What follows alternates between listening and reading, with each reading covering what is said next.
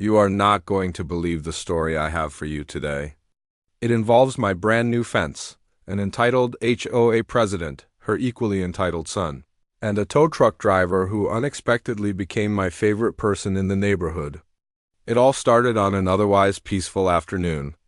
I had just invested a small fortune in a gorgeous vinyl fence around my backyard.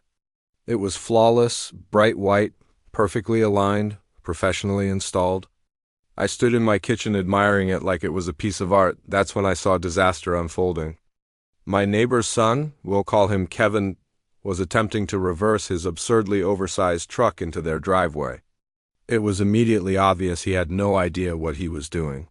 He revved the engine too hard, jerked the steering wheel, overcorrected, and then bam, he plowed straight into my brand new fence.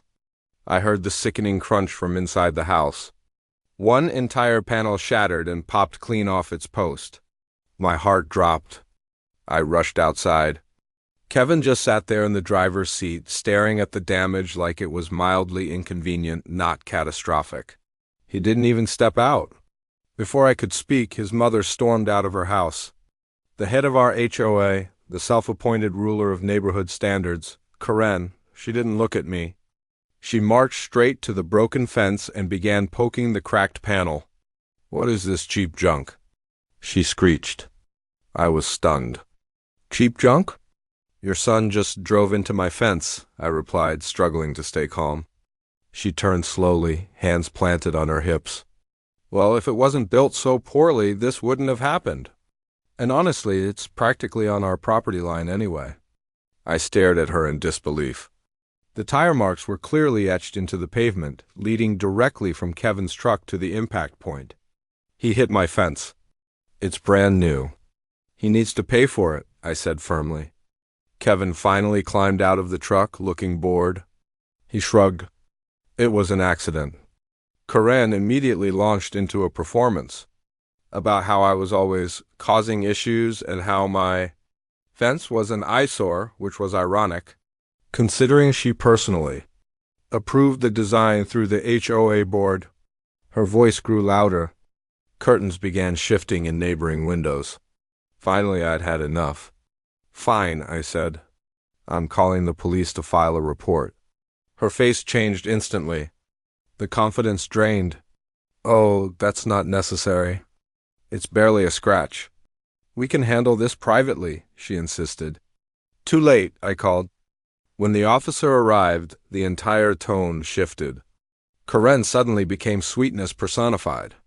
"Officer, it's just a tiny misunderstanding." My son barely touched it. The officer surveyed the shattered panel, examined the deep tire marks, then looked at Kevin's truck. He wasn't convinced. He took statements while Karen repeatedly interrupted, minimizing the damage. Then the officer asked the key question, "Who will be covering the repairs?" Karen forced a tight smile. "We'll handle it, of course," she said. Then added, "Though involving insurance seems excessive for such a flimsy fence." The officer turned to me. "Sir, for the report, are you agreeing to handle payment at this time?" I understood it was procedural, but at that moment a small strategic idea sparked in my mind. I looked him straight in the eye and said calmly, "Yes, officer. For now, I'll take care of it." Karen's face lit up with triumph. She thought she had won. She thought I'd just accepted defeat. She patted Kevin on the back as they walked away, whispering and laughing. The officer handed me the report and left. They believed it was over. It wasn't. The moment the patrol car disappeared, I stepped forward and noticed something magnificent. Kevin's truck was parked directly in front of a bright red fire hydrant. Clearly marked. No parking. In our HOA, parking violations were treated like federal crimes. And Karen, Queen of Enforcement, had personally called tow trucks on neighbors for far less. I took photos, multiple angles, clear evidence. Then I made a second call. Not to the HOA, to city parking enforcement. "Vehicle blocking a fire hydrant," I reported. They were very interested. They said a tow truck was already en route. I went inside, brewed a cup of coffee, and took a seat by my window. 15 minutes later, A massive tow truck rolled into our quiet street like a hero entering the scene. The driver stepped out, assessed the situation, and got to work with calm efficiency. Just as the truck began lifting Kevin's monster vehicle, Karen and Kevin burst from their house. "What are you doing?" Karen screamed. "That's my son's truck." The driver simply pointed at the hydrant and the no parking sign. Rules were rules. Kevin pleaded. "Come on, man. I was only there a few minutes." "Too late," the driver replied. Karen spun toward me, fury radiating from every inch of her. "You did this. This is retaliation." I took a slow sip of coffee. "I have no idea what you mean," I said calmly. "I just noticed an illegally parked vehicle blocking emergency access. Safety first, right? Isn't that what you always say at HOA meetings?" The look on her face was unforgettable. Rage, realization, defeat. She knew exactly what had happened. I had used her own rule book. The tow truck driver gave me a subtle nod before pulling away with Kevin's truck in tow.